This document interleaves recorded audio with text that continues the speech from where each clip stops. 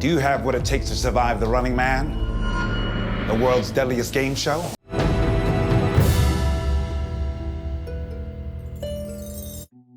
This is Brian with ScreenFiles.com and Trailer into Reaction. What I'm looking at today is the official trailer for The Running Man, directed by Edgar Wright. And I'm of two minds about Edgar Wright. While I think he is talented as a director, I think he comes off as a bit of a spoiled child to me. And I always go back to his relationship with Marvel Studios when he was going to direct Ant-Man. Peyton Reed directed a movie that was released in theaters, but that was based upon groundwork laid by Edgar Wright. And at least in interviews I've read, he came off really pissy about his experience working with Marvel Studios. And that bothers me because they gave him literally years to complete the Ant-Man movie. And he kept finding other things to do, which is his right. But nonetheless, they're giving him this huge opportunity and he comes off like a petulant, whiny man baby. At least that's the way it sounded to me. And it really diminished him as a director in my eyes. He's still very talented. He has a very interesting idiosyncratic style. But at the same time, Ant-Man was going to be huge for him, I think. And as I understand it, part of the issue was that Marvel Studios asked him to do certain changes to the Ant-Man film he was making to put it in line with the just forming Marvel Cinematic Universe. And this bothered him. And that's strange to me because he is a director hired to do a job. And I'm not saying that he had to like the changes that they were suggesting or even the idea of changes itself. What bothered me, and I clearly still have not quite gotten over it, is that he appeared, based on, once again, interviews and articles I've read about the situation, to act like a little baby about it. You're a director. You're essentially a hired gun. This was the first film that Wright would have made with Marvel Studios. Do your job. This notion that these creatives have that they can do whatever they want with someone else's money irritates me because it's fantasy land thinking. You cannot do that. I don't care who you are. If you're taking someone else's money to produce something, you do what they want. Whether you like it or not is irrelevant. Let's be honest. It doesn't matter. You do what they asked you to do. And if you can't do that, don't take their money. If you do take their money, which apparently Wright did, shut up and do the job. What does that have to do with The Running Man beyond the fact that Edgar Wright is directing it? Nothing. Though I should mention, in reference to that particular movie, I didn't much, take two. I didn't care, take three. I didn't care much for the first version, and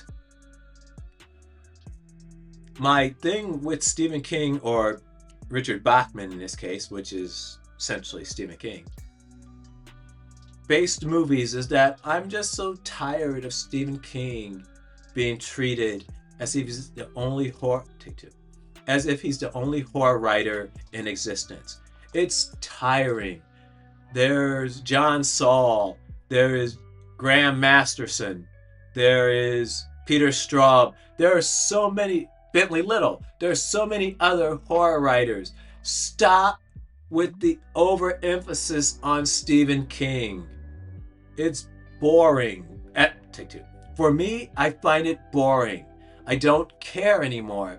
And for the most part, because it's Stephen King, and I'm just kind of tired of him. By way of illustration,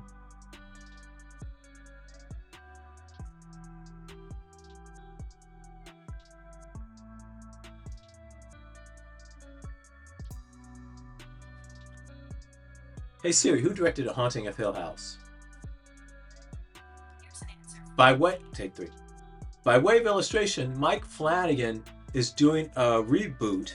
Take two. By way of illustration, Mike Flanagan is doing a remake of Stephen King's Carrie. And it will probably be good because, by way of illustration, Mike Flanagan is doing a remake of. Take 3. By way of illustration, Mike Flanagan is doing a reboot of Stephen King's Carrie. And it will probably be very good because Mike Flanagan is talented. But what bothers me is, why do we need another version of Carrie? Now keep in mind, he's supposed to be reinterpreting Stephen King's novel in his movie. It's not the same thing, but still, it's the idea that you had to go to the Stephen King well in the first place. I mentioned a few writers of horror. There are many more. The thing is, Stephen King is not the only writer of horror working. He just isn't. So why Hollywood seems to treat it like that, for the most part, is tiring. Rant aside, let's look at the official trailer for Edgar Wright's upcoming The Running Man, titled Tips to Survive the Running Man. Do you have what it takes to survive the Running Man? The world's deadliest game show?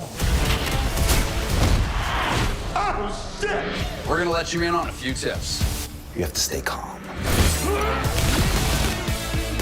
It's just the whole country looking for you. Go, go! Nothing to stress about, and most importantly, Don't trust anyone. And I mean anyone. get your tickets to The Running Man right now.